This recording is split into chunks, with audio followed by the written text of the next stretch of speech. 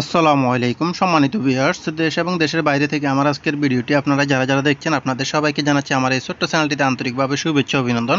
তো বন্ধুরা, দেখতে পাচ্ছেন আজকে আপনাদের জন্য আবার খুবই সুন্দর একটি বাড়ির ফ্লোর প্ল্যান ডিজাইন নিয়ে চলে আসলাম। তো এই বাড়িটি সম্পর্কে আজকে আপনাদের সঙ্গে বিস্তারিত আলোচনা করা হবে যে বর্তমান সময়ে দোতলা ফাউন্ডেশন দিয়ে করতে গেলে এই বাড়িটি আপনারা কত টাকার ভিতরে করতে পারবেন সেটা আমি আজকের ভিডিওতে দেখাবো।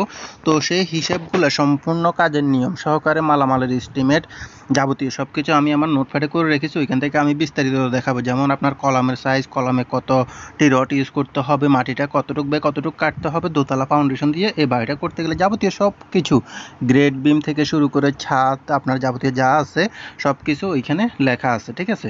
তো ওইখানে আমি আপনাদেরকে সম্পূর্ণ কাজের নিয়ম সহকারে এবং কি কি মালামাল লাগবে, কোথায় কতটুকু ঢালাই দিতে হবে যাবতীয় সব কিছু ওইখানে লেখা আছে। আমি ওইখান থেকে আপনাদেরকে বিস্তারিত দেখাবো। তো অবশ্যই ভিডিওটি স্কিপ না করে আমার অনুরোধ রইল আপনারা পুরো ভিডিওটি মনোযোগ সহকারে দেখবেন, ইনশাআল্লাহ আপনাদের উপকার আসবে। কারণ আপনি আপনার কষ্ট অর্জিত টাকায় একটা বাড়ি করার ক্ষেত্রে সেই ক্ষেত্রে অবশ্যই কিছু পরামর্শ নিয়ে আপনি যদি বাড়িটা করতে যান সেই ক্ষেত্রে আপনার জন্যই ভালো। কারণ আমি যেভাবে আপনাদের সামনে ভিডিওগুলো তৈরি করে আপনাদের সামনে উপস্থাপন করি বা পরামর্শগুলো দিয়ে থাকি, এইভাবে কিন্তু অন্য কেউ আপনাদেরকে ইউটিউবে দিবে না। আমি বিস্তারিতভাবে যেভাবে ব্যাখ্যা করে দিই আর কি। দেখুন, আপনাদের কাছে আমার আরেকটা পরামর্শ রইল এটাই যে আপনার সারা জীবনে কষ্ট অর্জিত টাকায় যখন আপনি একটা বাড়ি করতে যাবেন সেই ক্ষেত্রে একটা ধারণা নিয়ে ন্যূনতম একটা বেসিক ধারণা নিয়ে বাড়িটা করতে যাবেন, সেক্ষেত্রে আপনার বাড়িটা টেকসই এবং মজবুত হবে।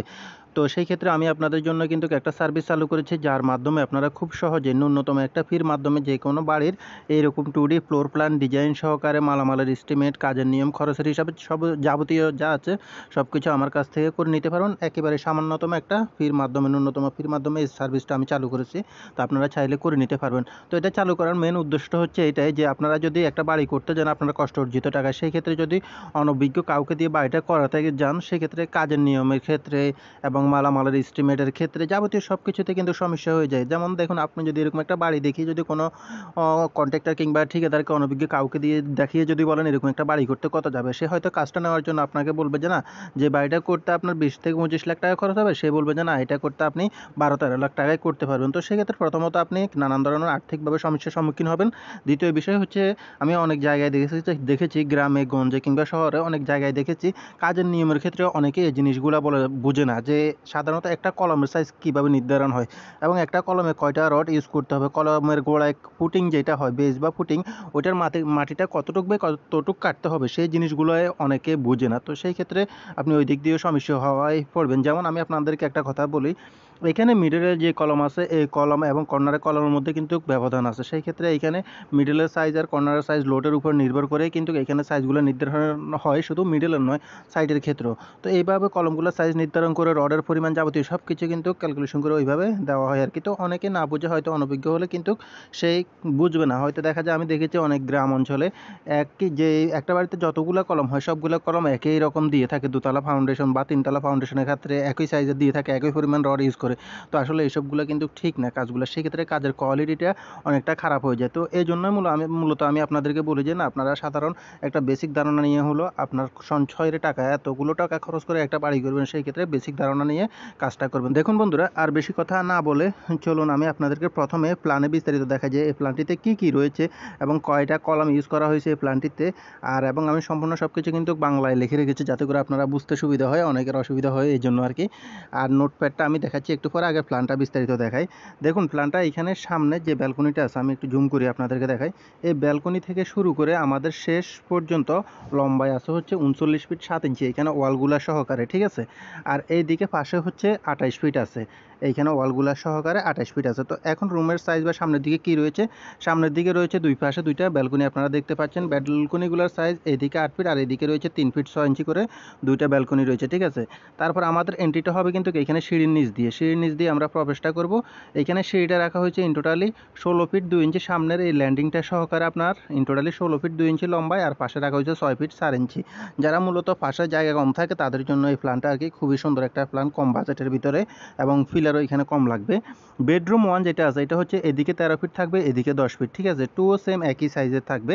তারপর আমরা মিডলে আসলে পেয়ে যাব ড্রয়িং অ্যান্ড ডাইনিং, এইটা থাকবে হচ্ছে 14 ফিট 4 ইঞ্চি এদিকে এবং এদিকে থাকবে 11 ফিট 5 ইঞ্চি।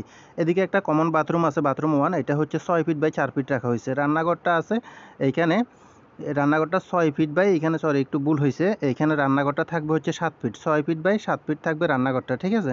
তারপরে এখানে বাথরুম টু এটা হচ্ছে যে 6 ফিট বাই 5.5 ফিট, এটা অ্যাটাচ করে দেওয়া হয়েছে সামনের রুমের সঙ্গে, এবং বেডরুম 4-এর সঙ্গে এই বাথরুমটা অ্যাটাচ করা হয়েছে, বাথরুম নাম্বার 3 যেটা আছে আর কি 3 এটা। তো এই বেডরুমের সাইজটা হচ্ছে 13 ফিট 4.5 ইঞ্চি করে, এদিকে লম্বায় এবং এদিকে আছে 10 ফিট করে, সেম দুইটার সাইজে। আর এই বাড়িটাতে কলাম হিসাবে ইউজ করা হয়েছে, মোট 14টি কলাম ইউজ করা হয়েছে, আপনারা দেখতে পাচ্ছেন 14টি কলামের মাধ্যমে এই বাড়িটা করা হয়েছে। তো এখন আমরা নোটপ্যাডে চলে যাব, ওইখান থেকে বিস্তারিত দেখব যে এই বাড়িটা করতে গেলে আমাদের কত টাকা খরচ হবে এবং কী কী মালামাল লাগবে দোতলা ফাউন্ডেশন দিয়ে করতে গেলে সেটা দেখে নিব। তাহলে চলুন আমরা নোটপ্যাডে চলে যাই। বন্ধুরা, আমি এখন নোটপ্যাডে চলে আসলাম। তো এখান থেকে আলাদা আলাদা সম্পূর্ণ সব কিছু আমি আপনাদেরকে কিন্তু হিসাবগুলো দেখাবো, সম্পূর্ণ সব কিছু কাজের নিয়ম সহকারে আলাদা আলাদা হিসাবগুলো করে রেখেছি।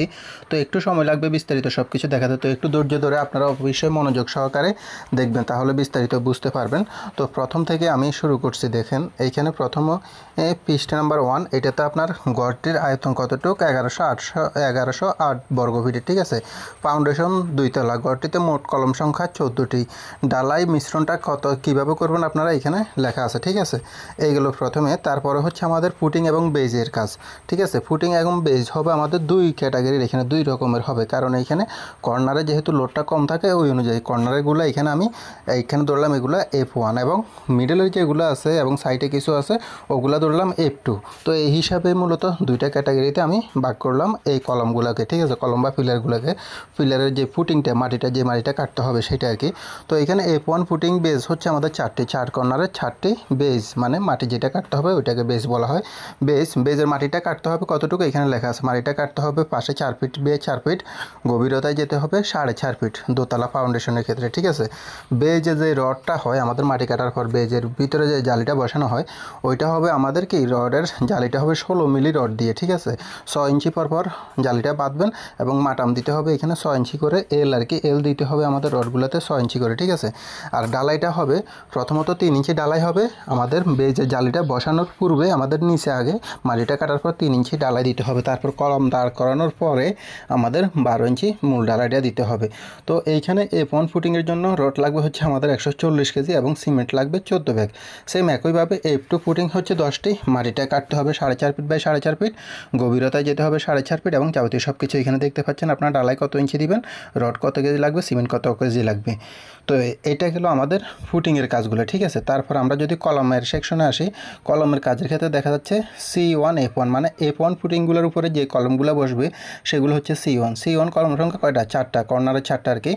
রডটা ব্যবহার করতে হবে 16 মিলি, 4টা করে কলম, কর্নারের কলমগুলোতে রড ইউজ করবেন। কলমের শর্ট কলমের সাইজটা হবে 12 ইঞ্চি বাই 12 ইঞ্চি, লং কলমের সাইজ হবে 10 ইঞ্চি বাই 10 ইঞ্চি।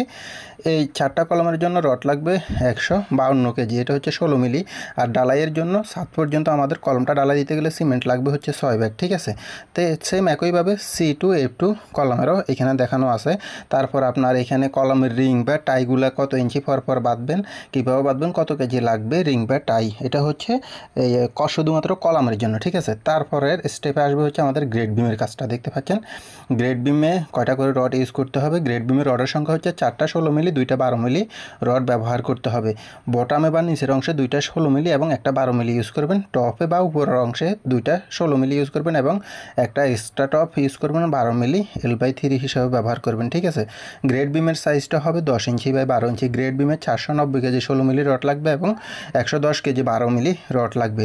এবং টাই, গ্রেড বিমের টাই বা রিং যেটা আছে, রিংটা কত মিলি হবে, এখানে 8 মিলি রিং হবে এবং 5 ইঞ্চি 7 ইঞ্চি L/4 এইভাবে বাঁধবেন আর কি। এখানে লেখা আছে স্পষ্ট সব কিছু, প্ল্যান করলে আপনারা ওইখানে আরও বিস্তারিতভাবে আপনাদেরকে বুঝিয়ে দেওয়া হবে, আশা করি বুঝতে পারছেন। তারপর আমাদের সিঁড়ির কাজে কী কী মালামাল লাগবে এইখানে দেখেন বিস্তারিত দেখানো আছে। সিঁড়ি থেকে শুরু করে ছাদ বিম, গ্রেড বিমের মতো যাবতীয় যা আছে, ছাদের কাজে কত ব্যাগ সিমেন্ট লাগবে যাবতীয় এখানে দেখানো আছে। তো বিস্তারিত সব কিছু বলতে গেলে ভিডিওটা কিন্তু অনেকটা লম্বা হয়ে যাবে। তো এটা না দেখে আমি মূলত কী কী মালামাল লাগবে ছাদ পর্যন্ত এবং কত টাকা খরচ আসবে সেটা আমি আপনাদেরকে একটু দেখিয়ে দিচ্ছি। দেখুন এইখানে ফুটিং কলাম গ্রেড বিম সিঁড়ি পর্যন্ত মালামালের হিসাবে খরচ ছাদ পর্যন্ত মোট রড লাগবে হচ্ছে আমাদের 4507 কেজি, ঠিক আছে। প্রতি কেজি রডের দাম আমরা যদি 90 টাকা করে ধরি, আমি কিছুটা বাড়তি ধরি মালামালের হিসাবগুলোর ক্ষেত্রে, সেই ক্ষেত্রে যাতে করে আপনারা কোনো সমস্যা না পড়েন এই জন্য আর কি, হাতে টাকাটা ঠিক মতো নিয়ে যেন কাজটা শুরু করতে পারেন। তো এইখানে 4,05,630 টাকা আসবে আপনাদের রডের খরচ, ঠিক আছে। সিমেন্ট লাগবে 255 ব্যাগ, এটা আমি 550 টাকা করে ধরলাম, 1,40,250 টাকা আসবে। তারপর কংক্রিটের জন্য পিকেট ইট লাগবে হচ্ছে 14,000 পিস, এবং দামটা ধরলাম আমি প্রতি পিস ইটের, পিকেট ইটের দাম ধরলাম 12 টাকা করে, 1,68,000 টাকা। তারপর বালু কত ফিট লাগবে, সিলেকশন বালু কত ফিট লাগবে, তো ওই হিসাবে ইন টোটালি হিসাব করে দেখা যাচ্ছে 7 পর্যন্ত করতে গেলে 7,56,480 টাকার মালামাল লাগবে। তো মজুরি খরচ সহকারে দেখা যাচ্ছে এখানে প্রায় আপনাদের 9 লাখ টাকার মতো এই বাড়িটা 7 পর্যন্ত করতে গেলে খরচ হবে। এখানে গাঁথুনি প্লাস্টার হিসাবগুলো দেওয়া হয়নি, কারণ যেহেতু ভিডিওটা অনেকটা লম্বা হয়ে যাচ্ছে এই জন্য আর কি। তো আপনারা প্ল্যান করলে ওই ক্ষেত্রে ওইখানে যাবতীয় গাঁথুনি প্লাস্টার সহকারে যাবতীয় সব কিছুর মালামালের হিসাব সহকারে দেখানো হবে। এখানে আরেকটা জিনিস উল্লেখ করা হয়নি যে আপনার বিড়িটা কতটুকু কুচ করবেন, ওইটার উপর নির্ভর করে আপনার 10 ইঞ্চি গাঁথুনির জন্য ছাদ করতে গেলে ওই ক্ষেত্রে ওইখানে ওই ইটগুলার প্রয়োজন হবে, তো ওই টাকাটাও অ্যাড হবে এটার সঙ্গে। তো ফুল প্ল্যানটা করলে কিন্তু ওইখানে আমার ওগুলা সহকারে অ্যাড করা থাকে আর কি, এবং সঙ্গে কিছু স্ট্রাকচার ডিজাইনও থাকে। তো বন্ধুরা, আজকের ভিডিওটি এই পর্যন্তই। ভিডিওটি ভালো লাগলে অবশ্যই ভিডিওতে একটি লাইক দিয়ে চ্যানেলটিকে সাবস্ক্রাইব করে সঙ্গেই থাকবেন এরকম ইনফরমেশনমূলক ভিডিওগুলো পাওয়ার জন্য আপনার বাড়ি করার ক্ষেত্রে।